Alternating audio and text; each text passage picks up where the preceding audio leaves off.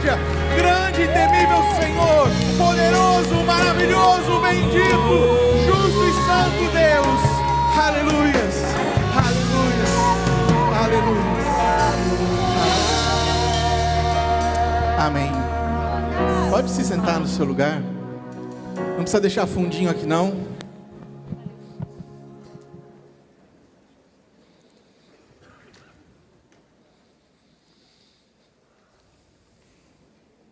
Pedir para o pessoal da mídia aí, eu vou passar vários textos. Então, se puder ir pondo para a gente ler junto. E se puder pôr na versão ACF, tá? Se tiver aí, põe nessa versão, por favor. Eu costumo frequentar mais à noite com a minha família, então confesso que vários rostos aqui são novos para mim no culto da manhã. Para aqueles que não me conhecem, sou o Nelson, mas pode me chamar de Júnior, e hoje tenho a incumbência de compartilhar um pouquinho da palavra de Deus nessa manhã. Vamos estar orando? Pai, obrigado pela adoração, obrigado pelos momentos que já estamos tendo aqui com o Senhor, com a Tua presença, com o Teu mover, com o Teu agir, ó Pai. Agora ministra a Tua palavra da forma com que Tu queres, do jeito que o Senhor quiser, ó Pai. A palavra é Tua, pertence ao Senhor, e só existe algo nela de bom se vier do Senhor. Porque o homem não pode transmitir nada, não há nada de bom em nós, não há nada de perfeito em nós que seja digno de ser transmitido a alguém, Pai. Mas a Tua palavra, ela é boa, perfeita e agradável. Ministra ela sobre os nossos corações, ó Pai, em nome do Senhor Jesus. Amém. Abra sua Bíblia aí, em Mateus 16, 24.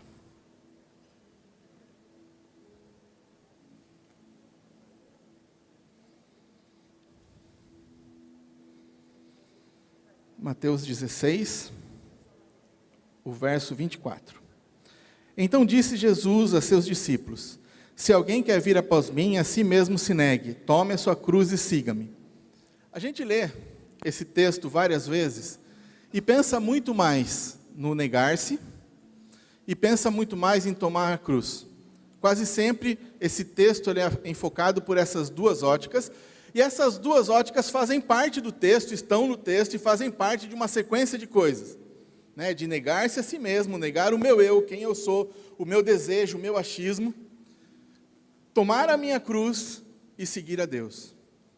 Hoje eu queria tratar esse texto muito mais pela ótica do seguir. Do seguir a Cristo, do ir atrás de Cristo, do ser guiado por Cristo, do estar seguindo o nosso Senhor e o nosso Salvador. Porque o chamado de Cristo para nós, para a igreja, para cada pessoa é: venha e me segue. Venha e me segue. Só que esse seguir de Deus, esse chamado de Deus para as nossas vidas, não é um chamado para andar perdido. É um chamado para andar junto. Jesus não nos chama assim, ó, siga por esse caminho e vá embora. Ele fala: venha e me siga. Eu vou seguir por um caminho e você vem atrás de mim, você vem me seguindo. Igual um pai quando vai caminhar com o filho numa mata, ó, pisa aqui, não pisa aqui, cuidado que essa pedra está lisa. E se você for acompanhando quem está na frente, quem tem a experiência de andar ali, você consegue passar pelo caminho sem tropeçar, sem cair, sem se machucar, porque você está seguindo alguém que já conhece o caminho. Deus não nos chama para o desconhecido. E ainda que seja desconhecido o que tem à nossa frente, nós temos alguém que conhece todas as coisas, passado, presente e futuro. Esse chamado de Deus para as nossas vidas, através de Cristo, esse chamado para andar junto, é o chamado para que nós tenhamos uma jornada nessa vida com o nosso Deus. Que eu e você tenhamos uma jornada nessa terra, e nos dias que Deus separou para nós nessa terra, seja uma caminhada junto com o nosso Deus, andar junto com Ele, estar junto com Ele. Esse é o chamado de Deus. O estar junto, o caminhar com Ele. E esse chamado, Deus faz desde que o homem existe. Se você olhar para as Escrituras, Deus está sempre fazendo um chamado para estar junto, para caminhar junto. O primeiro chamado de Deus acontece com Adão. Adão, eu quero andar junto com você. Um lugar menor, um espaço menor, um jardim plantado no Éden. Adão, esse aqui é o seu jardim. Esse aqui é o nosso jardim, para a gente andar junto. E vou fazer mais, eu vou marcar um horário. Na viração do dia eu venho falar com você, eu venho conversar com você, e nós vamos caminhar junto, andar junto, trabalhar junto aquilo que nós precisamos fazer. Eu e você, Adão. Um caminhar junto. Ele despreza isso pelo pecado, quando ele rejeita a ordenança de Deus sobre a árvore. Ele rejeita isso, perde essa comunhão com Deus, e há um espaçamento entre o relacionamento dele com Deus. Aí você vai ver um outro momento de chamada, Deus falando com Noé. Noé, eu quero caminhar uma jornada com você. Só que essa jornada é jornada de louco. Você vai construir uma arca para salvar a humanidade, para salvar os animais, ou parte desses animais. Só que é doideira, Noé. Alguns dizem que foram de 80 a 120 anos construindo uma arca. Num lugar que não tinha enchente, que não tinha tempestade, que não chovia nada. Noé, mas essa é a nossa jornada, eu com você, Noé. Vamos caminhar junto, é a nossa caminhada, é a nossa trilhada nessa terra. Eu e você, eu tenho um propósito, você está debaixo do meu propósito. Vamos caminhar junto. Depois da arca pronta, agora nós vamos caminhar num espaço menorzinho ainda, Noé. Eu e você dentro de uma arca. Eu, você, a sua família, essa bicharada toda, caminhando dentro de uma arca, 40 dias e 40 noites de chuva. Depois mais 150 dias sobre a arca, e alguns falam que demorou 375 dias, depois que Noé entrou na arca até a sua saída, dentro de uma arca, relacionando-se com as pessoas que estavam ali, com os animais, mas acima de tudo, fazendo uma jornada com Deus. Quando a arca é aberta, Noé, agora a jornada é mais profunda. Em você, eu vou constituir todas as nações da terra. É a partir da sua geração, daquilo que vem de você, que essa terra vai ser povoada por homens e mulheres. E faço ainda um concerto, uma aliança com você. Nunca mais volto a destruir toda a humanidade pelas águas do dilúvio. Essa é a aliança que eu faço com você. Deus chama homens e mulheres debaixo de um propósito, para terem um relacionamento com Ele, e fazerem uma caminhada nessa terra. O que torna a nossa caminhada nessa terra especial, não é o quanto nós conquistamos, o quanto nós conseguimos de coisa, o quanto de curso a gente faz, mas o quanto de relacionamento nós temos com Deus. Essa é a parte especial da nossa jornada nessa terra, e nós temos desprezado isso, e trocado isso por outras coisas. Deus vai chamar um outro homem para uma jornada especial, que é Enoque. Essa foi a mais doida de todas. Porque ele fala, Enoque, vamos começar a caminhar? Vamos. E Enoque andou com Deus. E Deus para si o tomou. Começou a caminhar com Deus na terra. E está andando até hoje no céu. Não soube nem o que foi morrer. Consegue imaginar a grandeza disso? Será que de mim e de você pode falar isso? O Júnior andou com Deus e Deus para si o tomou. Será que pode acontecer com você? Será que pode acontecer com algum de nós isso? Deus chama o cara para caminhar com ele nessa terra, e a caminhada dele com Deus foi tão boa que Deus falou, Enoque, não vai morrer não, vamos continuar andando lá em cima, vamos só simplesmente passar daqui para lá, e a gente vai andando nós dois, e a gente continua essa caminhada. E eu gosto de imaginar que Enoque está caminhando até hoje, na eternidade com Deus, porque entendeu o chamado, entendeu qual era o propósito de Deus para a vida dele, e o propósito de Deus para cada homem, um propósito de relacionamento, de nos relacionarmos com Ele. Deus vai chamar um outro homem, Abraão. Abraão, você está sossegado na sua terra, na sua parentela, você tem dinheiro, você tem posses aqui, o seu pai é rico aqui em Ur. Vamos fazer o seguinte, vamos sair caminhar comigo? A gente sai daqui para lugar nenhum, você não sabe onde é, mas eu sei. Vai seguindo que eu vou apontando e nós vamos caminhando. E Abraão creu nisso, a palavra fala, e ele larga tudo e sai seguindo o caminho que Deus estava mostrando, porque Deus tinha uma promessa e um propósito para ele. E o interessante da história de Abraão é que à medida que Deus vai caminhando com Abraão, Deus vai revelando o propósito que ele tinha para Abraão. Primeiro, sai da sua terra. Abraão, eu vou fazer de ti uma grande nação, reis procederão de ti. Abraão, agora eu vou revelar algo maior ainda para você, eu vou revelar o meu evangelho. Isso está escrito lá no Novo Testamento, que o evangelho foi revelado a Abraão.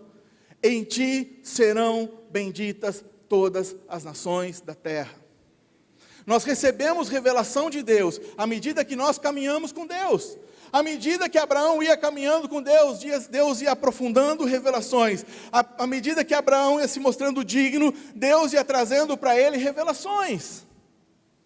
Um ponto alto desse bate-papo de Abraão com Deus, é quando Deus aparece para ele na porta da tenda, ele faz uma ceia para os homens que estavam lá, uma teofania, uma presença de Deus, E depois sai andando com aqueles homens que vieram para destruir Sodoma e Gomorra. E olha o pensamento de Deus. Acaso eu vou esconder alguma coisa de Abraão? Acaso eu vou ocultar alguma coisa de Abraão, a quem eu chamei para constituir uma grande nação? Acaso eu vou esconder alguma coisa do meu amigo? E a Bíblia fala que Abraão era amigo de Deus. E Deus traz uma revelação para Abraão: eu vou destruir Sodoma e Gomorra. O clamor daquela terra tem chego a mim. E olha o que é relacionar-se com Deus. Deus, posso pedir uma coisa para o Senhor? É cidade, Deus, tem pessoas que moram lá. Se tiver 50, o Senhor poupa a cidade por amor de 50? Eu poupo. Eu faço isso por 50. Mas Senhor, posso falar mais uma vez? E se não tiver 50? E se faltar 5 por 40? E ele começa a negociar a vida da cidade com Deus. Até que chega um ponto que ele para e Deus fala: olha, se tiver esse número lá, eu poupo a cidade. E nem aquele número mínimo que Abraão negociou com Deus tinha de pessoas justas dentro da cidade. Mas o que Deus permite conversar com um homem. Por quê? Porque aquele homem também entendeu a importância de uma caminhada, de uma jornada com Deus. Um outro homem que Deus faz a mesma coisa, Deus faz isso com Moisés. Moisés chama lá quando ele é pastor de ovelhas, através de uma sarça: eu vou libertar o meu povo, Moisés. E é você que vai. Moisés tenta negociar com ele, a ira de Deus se acende contra ele, e ele fala: tá bom, Deus, se é assim eu vou. E Deus começa uma jornada com ele também, uma jornada de libertação do povo. Só que nessa jornada, quando eu olho para ela, e quando eu leio a história da libertação do povo de Israel, até chegar na terra prometida, o cara mais abençoado foi Moisés. Porque Moisés começa a trabalhar com Deus de uma forma tão íntima, de uma forma tão próxima, que o rosto dele resplandecia por ele estar envolvido com a glória de Deus. Ele começa a se envolver de uma forma tão íntima que ele fala: Deus, se o Senhor não estiver comigo, então que o Senhor nem nos tire daqui. Se o Senhor não for comigo, não vou sair daqui.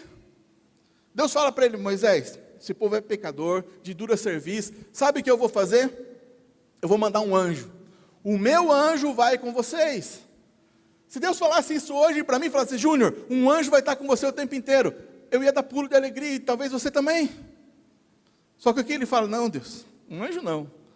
Se o Senhor não for, não tire esse povo daqui, e não me tira daqui também. Porque tinha entendido que se não houvesse a presença de Deus, não adiantava caminhar, ainda que estivesse caminhando rumo às promessas, ainda que eles estivessem indo para a terra prometida, se não tivesse presença de Deus, não tivesse o agir de Deus, não tivesse o mover de Deus, não compensava continuar a caminhada. Só que Deus vai transformar isso num plano muito maior, de não trabalhar mais com 1, com 2, com 3, com 4, mas trabalhar com multidões. E o processo de Deus para trabalhar com multidões, de pessoas seguindo a Cristo, começa com o chamado dos discípulos. Já no batismo, 2 deixam de seguir João e passam a seguir Jesus. Passa na coletoria: vem e segue-me. Passa para alguns que estão pescando: vou fazer vocês pescadores de homens. E eles largam as redes e passam a seguir Jesus. E Jesus ali então passa a ensinar o que era uma caminhada com Ele, uma jornada com Ele. Eles passam por tempestades, por fome, por multiplicação de pães, vêem milagres, não conseguem realizar milagres, são criticados por terem pouca fé, mas eles estão ali sendo treinados, caminhando com o Messias, caminhando com o Senhor, e o Senhor ministrando sobre a vida deles. Chega num ponto crucial da história, onde estão abandonando Jesus, e Jesus chega para ele: vocês querem me abandonar também? Vocês querem ir para outro caminho também? Senhor, para quem nós iremos, se só o Senhor tem as palavras de vida eterna? Naquele ponto, os discípulos entenderam que toda a caminhada nessa terra só compensava se a vida eterna estivesse com Ele. E a vida eterna se manifestou a nós, e a vida eterna é Cristo Jesus. A partir daí, os discípulos começam a ministrar à igreja. 3.000 se convertem, 5.000 se convertem, as pessoas começam a se converter, mas o chamado em todas essas conversões, e o chamado para a igreja, o chamado para mim, o chamado para você, é um chamado de uma jornada com Deus, de uma caminhada com Deus, de um estar com Deus, de um viver com Deus, de um agir de Deus nas nossas vidas. Agora a pergunta que fica é: como está a sua jornada com Deus? Como está a sua caminhada com Deus. Se você olhar para essa semana que passou, quanto teve de relacionamento entre você e Deus? Se você olhar para todos os seus projetos para essa semana, que vão começar amanhã, quanto tem de Deus nos seus projetos e nos meus projetos? Quanto há de esperança ou de expectativa? Essa semana Deus vai falar comigo. Eu vou ver algo de Deus, o mover de Deus, o agir de Deus, o milagre de Deus, o realizar de Deus. Nós não temos mais a expectativa de um agir sobrenatural de Deus, nós não temos mais a expectativa de um mover sobrenatural de Deus, nós simplesmente caminhamos nessa terra, vivendo a nossa vida. E quando a gente olha para isso, é algo triste. Porque quando nós somos gerados, quando nós somos fecundados, começa uma contagem regressiva para o nosso nascimento. Mas quando nós nascemos, começa uma contagem regressiva para a nossa morte. Porque cada dia que nós vivemos é um dia a menos de vida que nós temos. E se nós cremos na palavra de Deus, que todos os nossos dias estão escritos no livro da vida, que todos os nossos dias estão diante de Deus, cada dia que eu passo nessa terra e que se finda, é um dia a menos na minha vida. Cada 2 anos, 3 anos, 5 anos, 10 anos, 20 anos, é tempo a menos. Eu já tenho 50 anos a menos para viver nessa terra. 50 anos a menos. Só que a gente faz uma conta sempre pela ótica normal. Eu vou viver até 70, eu vou viver até 80, até 90. Mas pode ser assim, e ser agora à tarde, agora à noite, atravessando a rua, voltando para minha casa, engasgado com um pedaço de salsicha. Eu não sei. Morrer é a coisa mais fácil que existe. Qualquer pessoa pode morrer do jeito mais doido que existe. E às vezes você fala assim, que jeito tonto de morrer. Como se existisse um jeito bom de morrer. Né? Todo jeito de morrer é morte. E nós caminhamos para esse dia, todos os dias da nossa existência. Então o que eu queria tratar nessa manhã conosco, é ter uma jornada com Deus, que vale a pena. Ter uma jornada com Deus, que vale a pena. E eu separei alguns pontos para a gente pensar de o que nós precisamos ter e entender para que a nossa jornada nessa terra acabe valendo a pena. Para que ela não se resuma apenas no que eu vou conseguir conquistar nos meus anos de vida. E aí eu vou medir o meu sucesso. Ou então eu vou medir o meu fracasso por aquilo que eu deixar de conquistar. Mas Deus nunca mediu nada pelo que nós temos. Deus sempre mediu pelo que nós somos. Pela nossa essência, pelo nosso caráter, por aquilo que está na nossa alma. E nós não podemos esquecer de uma coisa. Essa jornada termina com a nossa morte na carne. Porque a palavra fala que aqueles que estão com Cristo reinarão. E há uma viva esperança que nós cantamos aqui, de que o Senhor vai nos levar. Que nós seremos chamados, que seremos todos ressuscitados no abrir e piscar de olhos, e seremos chamados para a presença do Pai. Essa é a esperança que fica na igreja, porque a palavra fala que se a minha esperança em Cristo Jesus se resume a essa terra, ao meu carro, à minha casa, ao meu trabalho, ao dinheiro, eu sou o mais infeliz de todos os homens. Mas quando a esperança que eu tenho em Cristo é uma esperança para a glória, Cristo, a esperança da glória, então a vida passa a fazer sentido. Vamos ler um outro texto? Romanos 4, de 11 a 12. Nesse texto, Paulo está falando para os romanos, falando assim, sobre Abraão. E recebeu o sinal da circuncisão, selo da justiça da fé, quando estava na incircuncisão, para que fosse pai de todos os que creem, estando eles também na incircuncisão, a fim de que também a justiça lhes fosse imputada. E fosse pai da circuncisão, daqueles que não somente são da circuncisão, mas também andam nas pisadas daquela fé que teve o nosso pai Abraão e que tivera na incircuncisão.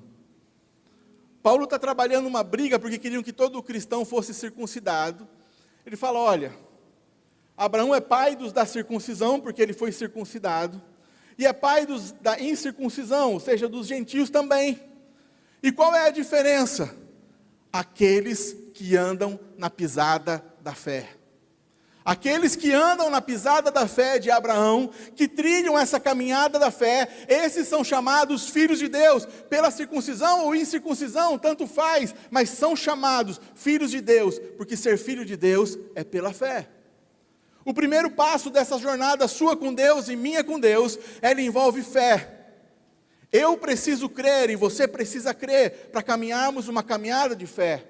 A nossa conversão passa pela fé. O primeiro passo é o batismo, que é um ato de fé. Nós começamos a nossa caminhada com Deus porque cremos nele. Porque cremos na salvação que há em Cristo Jesus. Porque cremos no mover que há em Cristo Jesus. Porque cremos na vida eterna. O primeiro passo é o passo da fé. E a palavra vai falar em Hebreus 11:6, que sem fé é impossível agradar a Deus. O autor de Hebreus vai falar, olha, sem fé é impossível você agradar a Deus. Você pode subir nesse palco, cantar, ser o melhor cantor, o melhor músico, mas se não tiver fé, não adianta, não agrada a Deus. Você agrada a homens, homens elogiam, homens falam, mas se não tiver a presença de Deus, se não tiver fé naquilo que está sendo feito, não há como agradar a Deus. Você pode pregar na igreja, dar uma aula na igreja, ministrar a palavra de Deus, mas se você não tiver fé, você pode até agradar homens, mas jamais você vai agradar a Deus. Você pode ter uma caminhada nessa terra de prosperidade, de bênçãos, de coisas maravilhosas acontecendo na sua vida, mas se essa caminhada não for uma caminhada de fé, no final dessa caminhada, você não agradou a Deus. Coloque Hebreus 11:27. Pela fé, deixou o Egito, não temendo a ira do rei, porque ficou firme como que vendo o invisível. Esse texto está falando de Moisés. Ele fala, olha, Moisés deixou o Egito, olhando como vendo o invisível. Ele estava saindo com uma multidão do Egito, não sabia onde era a terra, não sabia para onde ele tinha que ir, mas ele saiu vendo o invisível. E ver o invisível é caminhar pela fé. Eu não sei o que está à minha frente, eu não sei o que vem no dia de amanhã, mas eu caminho pela fé no meu Deus. E essa caminhada de fé levou ele a ver o mar vermelho se abrir, codornizes virem do céu, toda manhã tem um maná na porta da tenda para você colher e se alimentar, porque a fé faz com que você se mova onde ninguém se movia, que você espere onde ninguém espera, que você sonhe onde ninguém sonha, que os seus objetivos estejam em lugar onde não está para nenhuma outra pessoa, porque você não enxerga como as pessoas, eu não enxergo como as pessoas, nós enxergamos pela fé, e vemos aquilo que ninguém vê, porque enxergamos pela fé. A caminhada que Deus nos chama é uma caminhada de fé, e eu e você precisamos exercitar isso. Fé vem pelo ouvir a palavra de Deus, escutar a palavra de Deus, meditar na palavra de Deus, para que essa palavra encarne em nós, e eu passe a crer nas promessas que Deus me deixou nas Escrituras. E nós precisamos entender isso. Toda caminhada com Deus é uma caminhada de fé, porque não adianta eu caminhar uma vida inteira sem fé, eu não vou agradar a Deus. Segunda coisa, é uma caminhada de prova e de provações. Me desculpe, não sei o que você tem ouvido na internet, mas hoje tem sido pregado o evangelho muito diferente do evangelho que eu cresci ouvindo. Tabajara, todos os seus problemas acabaram. Se converteu, zerou o processo. Você não tem mais nenhum problema, você não tem mais nenhuma dificuldade. E o que eu tenho visto com isso? Isso tem gerado crise no meio da igreja e crise no coração dos cristãos. Porque daí eu fico com uma falsa expectativa. Por que eu estou passando por isso? Por que eu estou doente? Por que eu estou desempregado? Por que eu estou nessa crise? Eu vou na igreja domingo à noite, todo mundo está bem, só eu estou mal. Porque o evangelho faz com que todo mundo fique bem. Então por que eu estou mal? Então por que eu estou passando por essa crise? Por que eu não estou conseguindo crer? Por que eu estou passando por isso? Meu irmão, todo mundo passa por uma crise, por uma dificuldade, por uma luta. Nas suas lutas você não está sozinho. Você não é o único aqui nessa manhã passando por uma crise ou passando por uma luta. Tem pessoas que não estão passando neste momento por crise nenhuma, mas já passaram por várias. E se você está passando por uma crise hoje, tenha certeza, é só um tempo. Mas nós temos nessa caminhada com Deus lutas e provações, e isso acontece. Abre lá João 16, 33. Se nós cremos nas promessas de Cristo, essa é uma delas. Só que quando a gente lê essas promessas aqui na Bíblia, a gente pula fora, né? A gente não fala assim, que venha a mim essa promessa de Cristo. Porque isso é uma promessa. Tenho-vos dito isso, para que em mim vocês tenham paz. No mundo tereis aflições, mas tende bom ânimo, eu venci o mundo. E sabe o que é aflição? Aflição é agonia, ansiedade, ficar com o coração apertadinho, sabe aquela coisa, aflição. Jesus está falando, olha, vocês vão ter isso, mas tenham paz, porque eu venci o mundo. O crente que ainda não entendeu que a caminhada nessa terra importa em dificuldades, ainda não está preparado para viver o mais de Deus sobre a vida dele. Porque quando nós entendemos que as dificuldades fazem parte da nossa vida, e da nossa vida com Deus, e do processo de Deus para a nossa vida, nós começamos a olhar para as Escrituras de uma forma diferente. O problema é que quando nós lemos a Bíblia, a gente acha que tudo que está aqui aconteceu em um dia. A gente acha que Moisés encontrou com a sarça hoje, no dia seguinte desceu para o Egito, liberou o Egito e bênção. Não foi. Quando Deus vai chamar ele lá na sarça, ele já tinha passado por um monte de coisa. Quem estava lá era um pastor de ovelhas, que um dia já tinha sido príncipe. Quem estava andando numa rua poeirenta, era alguém que pisava no mármore de um palácio. O cara que estava cuidando de ovelha, era um cara que cuidava de exército. Era esse cara que Deus vai chamar. Só que nós não entendemos isso. O Abraão, quando ele tem o filho, ele já tinha passado por um monte de coisa, um monte de tribulação, até chegar a receber a promessa. Meu irmão, as provações vão gerar a fé que você precisa para continuar a sua caminhada. Mas outra mentira que tentam pregar, que a vida do cristão é uma vida de eterno sofrimento, também não é. Porque é uma vida da presença de Deus. Eu vou saber que no momento do vale, Deus está comigo, mas no momento do monte, Deus também está comigo. No momento da crise, Deus está comigo, mas no momento da paz e da abundância, Deus também está comigo. A sua caminhada nessa terra é uma caminhada de presença de Deus. Não importa o que você está caminhando, é uma presença de Deus sobre a sua vida. Então tira a ansiedade do teu coração, tira os temores. Se você está passando por um momento de dificuldade, tira isso do teu coração. Lute contra. Entenda que a dificuldade é um processo. Não aceite e se submeta a ela. Fique resignado. Não aceito esse momento da minha vida, porque o meu Deus é um Deus de provisão. Não aceito isso na minha vida, porque meu Deus é um Deus de cura. Mas entenda que o processo de Deus nas nossas vidas vai gerar em nós aquilo que nós precisamos para continuar a caminhada. Entenda isso. Porque toda a prova ou toda a aprovação, ela vai produzir algo. E vai produzir algo de bom. Abre lá Romanos 4, 17 a 18. Uma caminhada de fé. Uma caminhada de prova e provações, mas com um propósito de Deus sobre as nossas vidas.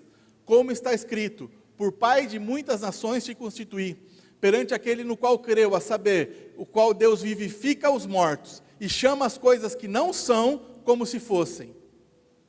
O qual em esperança creu contra a esperança, tanto que ele se tornou Pai de muitas nações, conforme o que lhe fora dito, assim será a sua descendência.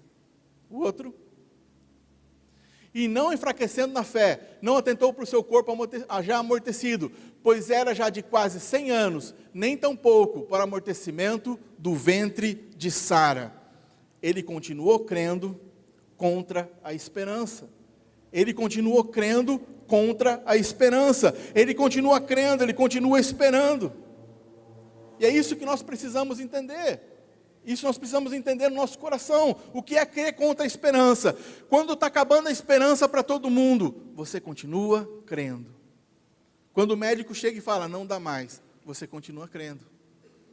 Quando as pessoas chegam para você, ixi, não vai dar certo, você continua crendo. Porque a sua esperança não está nas coisas materiais, não está na resposta dos homens. A tua esperança está em Deus. A nossa caminhada com Deus é uma caminhada de esperança. É uma caminhada onde eu e você esperamos naquilo que Cristo pode fazer. Coloca aí, Colossenses 1, 27.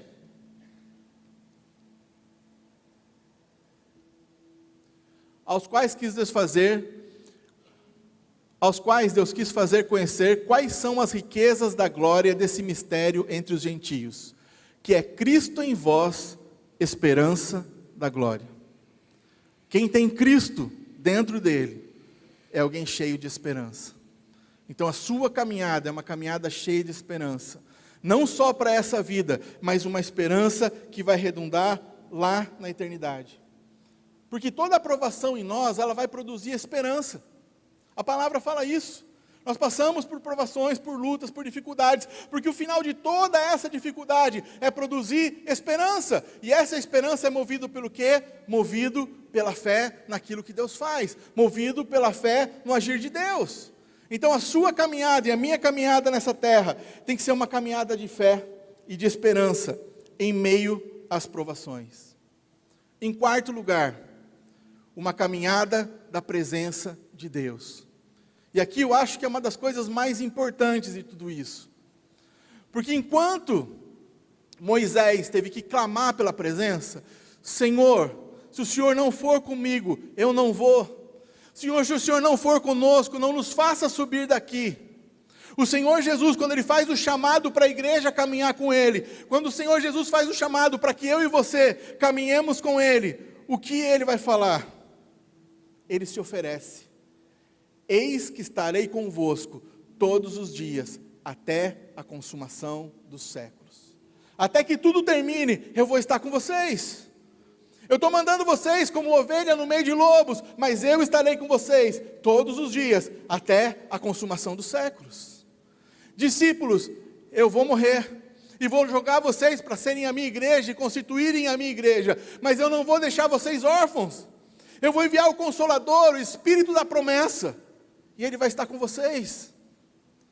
Há uma promessa de Deus de presença. Quando um homem decide caminhar com Deus, quando alguém decide caminhar com Deus, há uma promessa de presença. Não é uma jornada solitária, não é um caminhar solitário, mas um caminhar junto com a presença de Deus.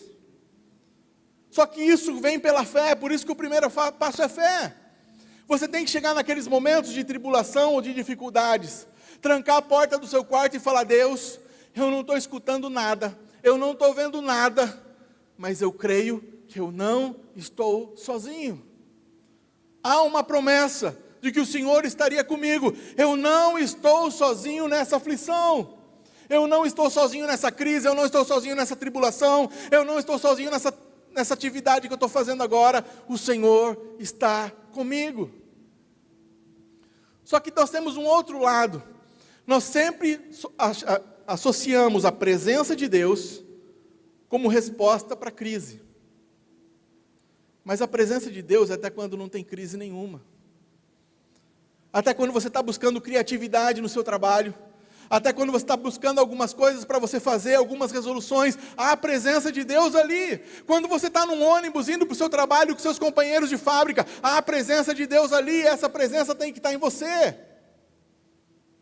Quando você começa a caminhar com Deus, a presença de Deus com você em todo o tempo. E nos momentos de bonança, eu entendo que é uma presença superior. Aí é aquela presença onde vem revelação da palavra, onde vem mover do Espírito, onde vem discernimento, onde vem orientação, onde vem uma pregação, onde vem uma ministração, porque é um momento onde você não está buscando nada de Deus, a não ser apenas a presença dEle. Você só está buscando a presença.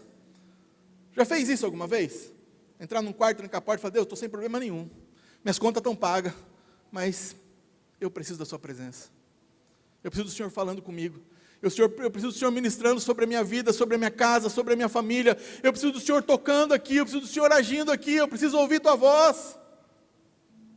Presença de Deus é promessa dEle. A sua jornada não é uma jornada solitária, é uma jornada de presença de Deus. Em quinto lugar, é uma jornada de propósito. Deus não chama ninguém sem propósito, irmão. Deus não coloca ninguém nessa terra sem um propósito. Nós somos pessoas sem propósito nenhum, ou com propósitos limitados.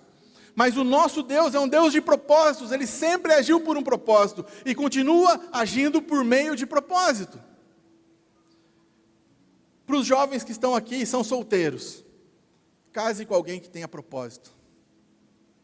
Quebre uma coisa na sua vida, preciso arrumar alguém para dividir a vida comigo. Não, eu preciso casar com alguém que queira dividir a vida comigo e com meu Deus. Porque senão não vai ser um casamento com propósito, senão não vai ser um relacionamento com propósito, e a chance de dar errado lá na frente é muito grande. Nós precisamos ter propósito para as nossas vidas, para os nossos filhos, para a nossa família, nós precisamos ter propósito.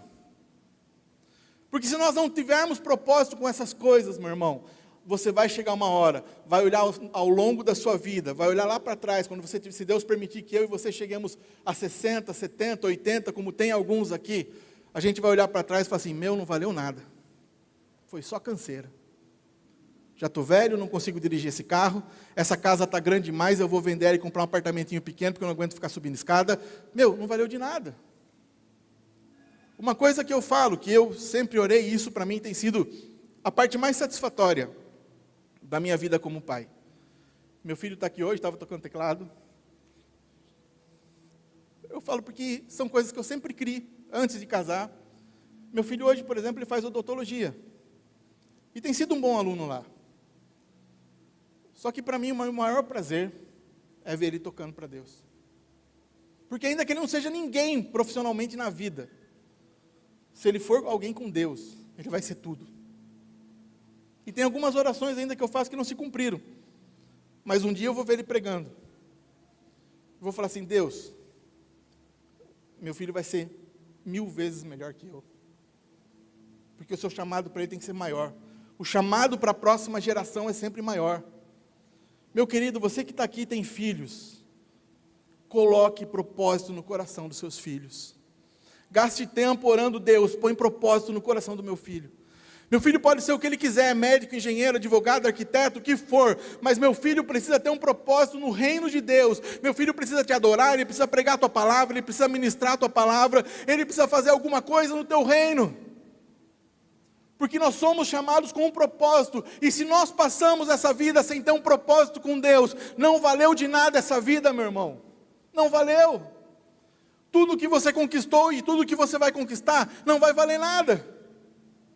Nós somos chamados como igreja para termos um propósito nessa terra, e o propósito é exaltar, glorificar, engrandecer o nome de Deus, e pregar e estabelecer o reino de Deus sobre essa terra. Esse é o nosso chamado, de cada um aqui, é o chamado dos nossos filhos.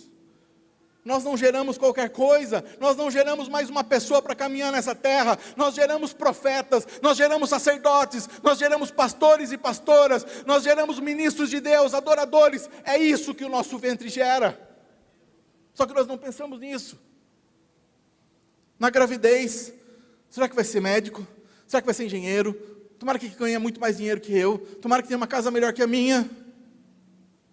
A profecia tem que ser, vai ser profeta. Vai ser homem de Deus, vai ser mulher de Deus, vai fazer diferença na geração dele, vai fazer diferença na história dele, vai fazer diferença nas vidas das pessoas que se encontrarem com ele, ainda que tenha uma profissão secular, mas vai fazer toda a diferença lá, porque nasceu do profético, nasceu da palavra profética, nasceu para realizar o propósito de Deus. A nossa caminhada nessa terra tem que ter um propósito, nós temos um chamado, irmão. Agora, como você tem respondido a esse chamado? Como tem sido a sua jornada nessa terra? A sua caminhada nessa terra?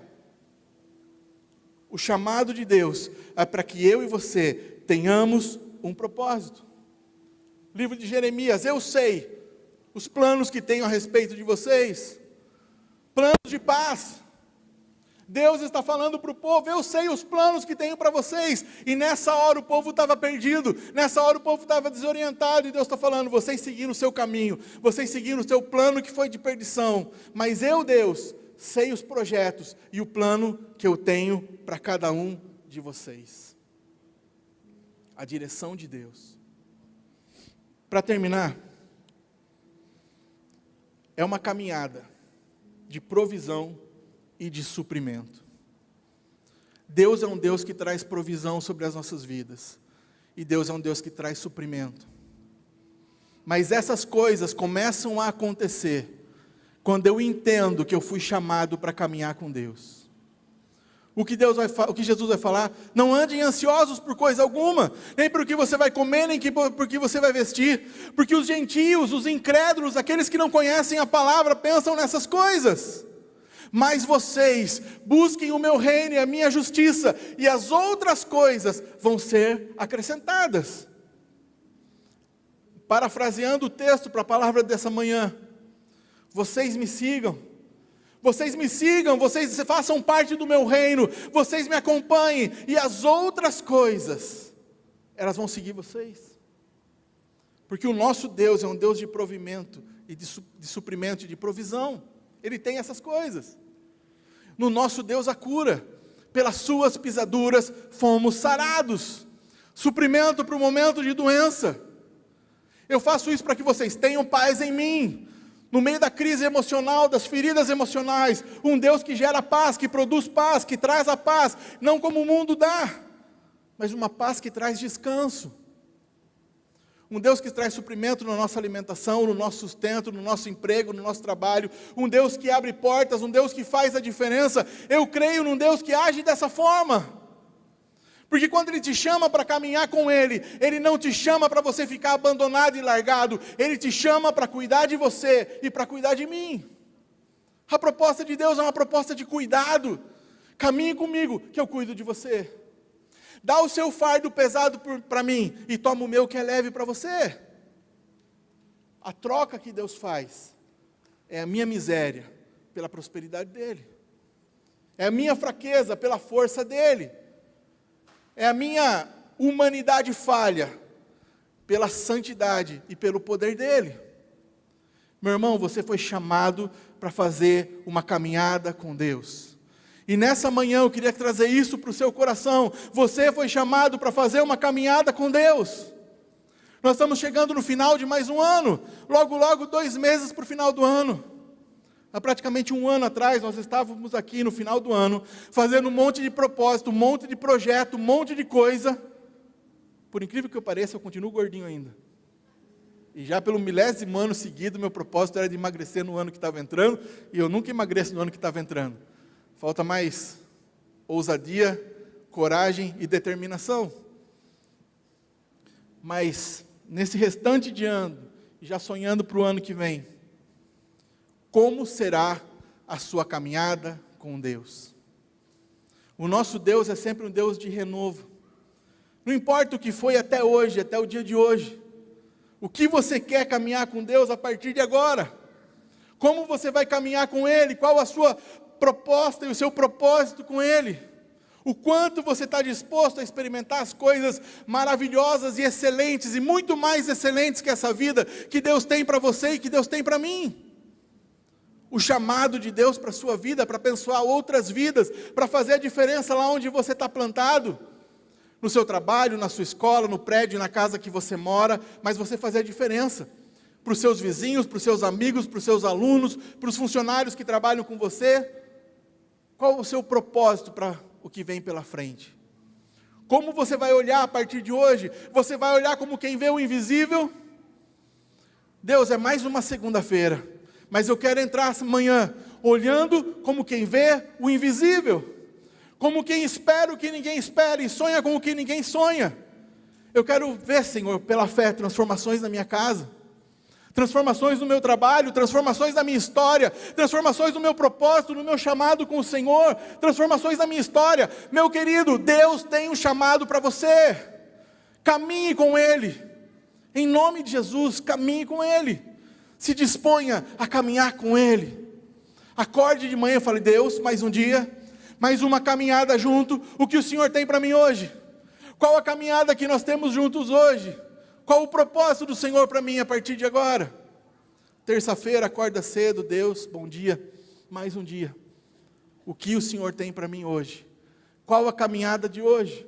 Quais as milhas que nós vamos caminhar hoje? Coloque dessa forma diante de Deus.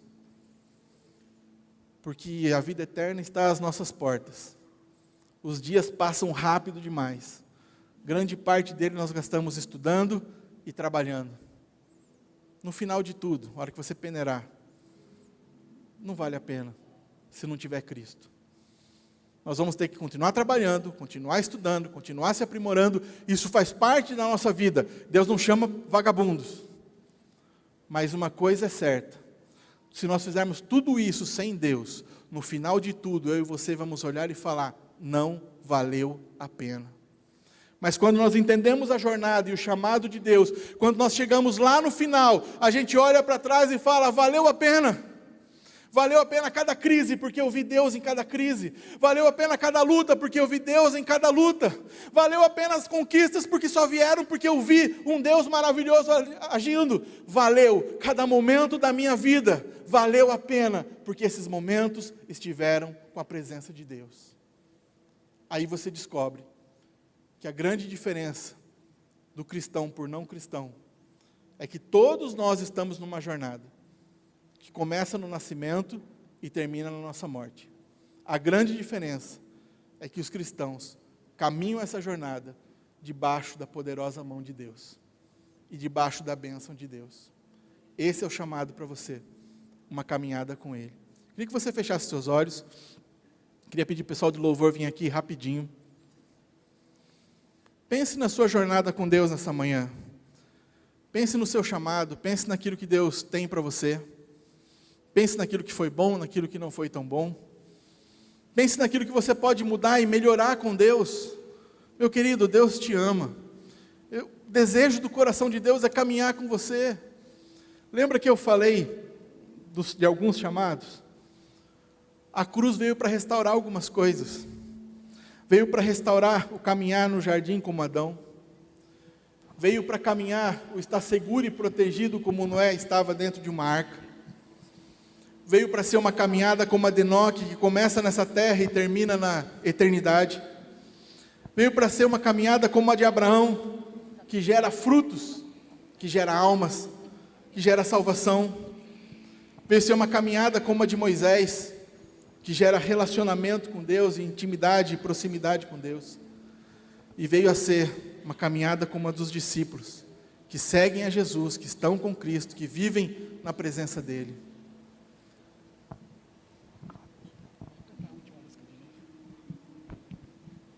A gente vai cantar agora aquela última música. Eu queria que você se colocasse de pé. E por que nós vamos cantar essa última música, irmão? Porque eu queria que você terminasse esse momento de pregação cheio de esperança.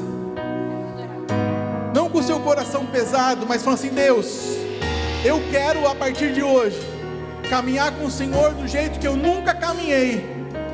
E caminhar pela fé esperando a vida eterna. Esperando o glorioso dia em que o Senhor vai me chamar, e que o Senhor vai chamar a tua igreja. Declare isso. Termine esse momento de palavra crendo nisso, que a sua caminhada, como a de Enoque, começa nessa terra e termina na eternidade. És adorado entre nós, tão desejado aqui. Presença na casa, no trabalho, na cidade, aonde eles colocarem os seus pés, Senhor, em nome de Jesus. Pai, nós também intercedemos pela vida do Reinaldo, que está com trombose. Nós pedimos a sua cura sobre a vida dele, em nome de Jesus. Nós repreendemos toda palavra de morte, Pai, sobre a vida dele, e nós declaramos a cura do Senhor sobre a vida do Reinaldo, em nome de Jesus. E Pai, sobre todos que estão aqui nessa manhã, vem com a tua graça, vem com o teu poder, tira todo cegueira dos nossos olhos, dá-nos o teu colírio, Pai, para que a gente enxergue, abre os nossos ouvidos, para que a gente busque uma vida segundo o teu querer, Pai, em nome de Jesus. Que nenhum de nós venhamos nos perder, Pai, buscando coisas, mas que nós possamos ter o nosso foco, buscando o Senhor, que é o Senhor da nossa vida, o nosso Salvador. Que nada venha roubar nenhum de nós aqui da tua presença, em nome de Jesus. Dá uma semana abençoada para todos nós, nos levas abençoados, guardados e protegidos pelo teu poder, pela tua graça, em nome de Jesus. Amém, irmão? Deus abençoe muito você. Dá um abraço, despede dos nossos irmãos que estão indo para a Austrália também, tá bom?